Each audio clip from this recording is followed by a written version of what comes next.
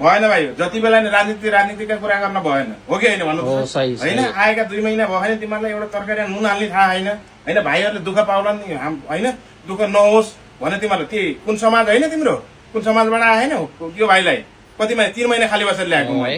होइन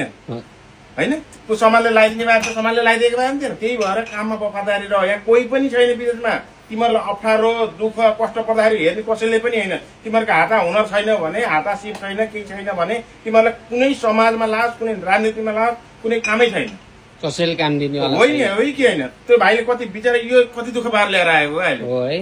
हो नि अहिले अब आएका 2 महिना भएन राजनीतिका झोला बोक्दै हिँड्दै गर्ने रातभरि बस्ने बिहान मलाई तिमीहरूको व्यक्तिगत कुरामा मलाई कुनै मतलब छैन तिमीहरूले जेसुकै गर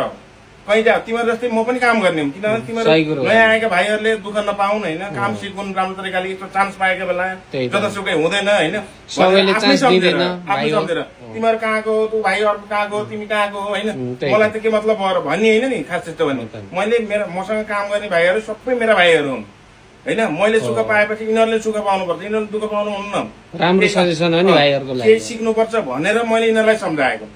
होइन राजनीति गर्ने बात हुँइ बसेन नि त हाम्रो त उम्र 3-5 भएन राजनीतितिर जहाँ पनि ढुङ्गा हान्न वा नारा लगाउनु बाहेकहरू हामीले के जाने अब विदेशमा आएर पनि हामीले जोडिन्न त्यही त नि होइन राजनीति भनेको तँ होइन नि भाइ पहिला आफू बन आफू ठाउँमा उभिएर होइन आफ्नो राजनीति आफ्नो एउटा भोट जला दिने होइन आफ्नो दिन त पाइयो